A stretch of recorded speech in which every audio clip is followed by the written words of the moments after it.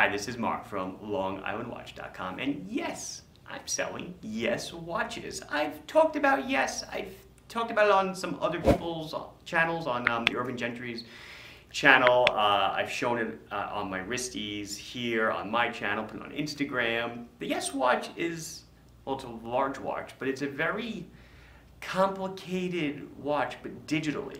And it kind of echoes what the Geochron does in a number of ways. Portrays a lot of information in a condensed amount of space. So you can see so much about what your sunrise is, your sunset times, moonrise, moonset, moon phase. And I'll try to go over a little bit of that. I'm not going to go in 100% in depth, but I'll show you a lot about the watch. So for my owner's check, I am wearing my Yes V7, which is very similar to the watch, actually it is the watch you're going to see today. It's gonna, because it's mine, so it's easy to do the twisty turning on. And on my other wrist, I am wearing the Squale Matic polished with the blue dial, white rubber strap, the perfect summertime watch. Let's see how complicated and cool this Yes watch is. Okay, here we go. So the tricky part on this video is going to be keeping the LCD screen properly illuminated, because since it is an LCD, if you hold it off angle or it gets dark a bit with the light, you kind of lose the LCD, but that's not true when you're looking at it with your eyes. I assume it's just something to do with filming with the camera, because I'm looking with my eyes and I have a lot more range of vision than I do in the viewfinder. So anyway, let's get into it. So it is a large watch, but it's titanium, so it's super light. Believe it or not, this watch at 46 millimeters weighs less than an SKX on a metal bracelet. So it's 46 in diameter. Okay, it's, yes, 16 thick. It is mammoth, slightly domed sapphire crystal. It is 55 on the lug tip to lug tip. Don't let the size discourage you, because I wear it. I've been wearing this one now for a while, and it's very comfortable. It's got a ton of presence, sure, but it is comfortable. And people will notice it. Let's see, it is a solid case back, held on with screws, and you'll see a little coil right there, and we'll get into that in a minute. I told you dome sapphires. This one happens to come on a titanium bracelet with a push button deploying with some micro adjust. It's a satin and polished bracelet. This one weighs 140 grams. An SKX on a steel bracelet, a full steel bracelet, weighs like 170 grams. So yes, it is lighter. And on a nylon strap, this goes down to about 100 grams. So pretty crazy price. On this bracelet, $1,000. I do have a PVD one here to show you. They do a full PVD titanium, $1,200, and then on a nylon strap, I believe it's like $800. So all fairly close in price. Okay, so let's get into, I guess, not the operation, but just how it works. So what we're looking at is a ton of information. So you have your digital time at the top, right? So it's 10:50. Okay, you have a 24-hour hand. So this hand rotates once a day. There is a tritium tube at the tip. Okay, you have 24-hour markers around the outside of the dial. Okay, here we go. So I've got the time, I got a 24-hour hand. Top half of the dial, or top half of this chapter ring is marked kind of in the daylight hours, 6 a.m. to 1800, or 0600 to 1800, and then the bottom is the darker, the nighttime hours. The nighttime hours are marked with tritium tubes.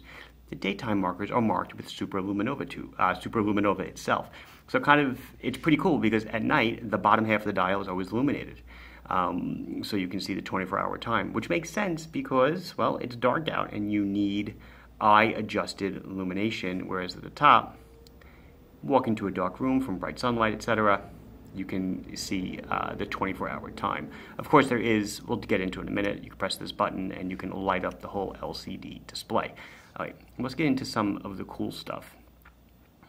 What you see here at the bottom, this circle here, this is the moon. So moon phase, so it's all filled in, so that pretty much means that it is, we're coming up on a new moon.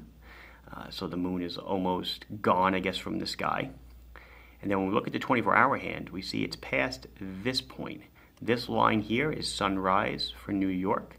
This line here is sunset for New York. These fan lines that go for about an hour and a half or so, this is twilight. Twilight after sunset. This is twilight before sunrise. And then the total dark lines here, this is darkness. And then the single little line here, this is like true midnight, the darkest time of the night. And then the moon. So the moon is this outer yellow band. Starts here, so this would be moon set. This would be moon rise. So the moon will be at its zenith in the sky in, I don't know, another half hour or so. And the sun will be at its zenith or zenith in the sky, about another half hour or so. No, it's more than that. It's close to 1 o'clock or so. And that's due A, to daylight savings time, and B, just due to the way that the sun goes through the sky. It traces a little analemma. So it's true noon moves all day. So that's like apparent noon versus the mean solar time. It's portraying all that information in this little thing. We have an outer rotating 24-hour bezel. There's different bezels to choose from on the website. There's these Roman numerals. There's regular 24 numerals. There's various symbology, all sorts of stuff. When I cycle through here, you can set your home city. You can use it as a compass. Pretty nifty. It is a stopwatch. You can set the rings to do different things. Change the time, obviously. Calibrate this hand. It can get really, really crazy accurate time on the language you want it to work on. I am in New York. I press this button and I go through the various alarms. You can read through them. So I'm not going to go through everything here because, well, the manual just kind of does. Let's get back to where we were. Sorry. The manual that they give you does a much better job. So I'm not going to explain everything. We push this button here. I'm going to get today's July 26th. It is Tuesday. It'll give me a little more information, such as the day of the year. It's the 207th day of the year. It is the 30th week of the year. And in case you didn't know the year, it is the year 2022. You saw my wrist shot in the beginning, in the opening, so you know what it looks like on a wrist. It'll easily accommodate a very large wrist, much smaller than mine at 6 3/4. Probably not. It is a large watch, as I said. Look at the size of it. It's pretty big. So if you look at the case back, how does it run? Well, it runs on an internal rechargeable battery. They include a charger. It is wireless charging. It comes with a little cradle. You sit it on the little cradle, you charge it overnight, and it lasts for about 3 to 6 months, depending on how much, obviously, you use the daylight feature, the illumination feature. But just a really cool watch for someone that's kind of into this stuff, which I am. It's so nifty to be able to see your sunrise and sunset and all that other stuff. And especially in the summer, it kind of makes you happy to see how much daylight there is during the day. Let me show you what the illumination looks like. So here you can see the top is the superluminova, as I said. The bottom is tritium. It's very hard to compare the two of them clearly because superluminova is bright for the beginning and then it dies off fast. But what is cool is when you press the button and it lights up entirely. It obviously only stays illuminated for a second or two, but you can really read everything and see everything that you might need. And before I close it out, I just want to say, so I contacted Bjorn, who's the owner of the company, and I asked him about the movement. What movement do you use? And he said, well, the 24-hour hand is a Ronda movement that's been modified to have a 24-hour hand on it. But the digital movement, the entire module, he developed and designed himself based on algorithms from NASA and all these other space agencies, obviously, to get all the stars and stuff aligned, to get all the times correct. It'll support a whole bunch of cities, and then it supports manual input of latitude and longitude if you need. But he estimates he spent at least $250,000 designing and producing the movement. He produced it himself. He got all the vendors together, and this movement is made for him. So I'm guessing you won't see this movement in another watch. It certainly is a very unique piece. I'm going to leave it there.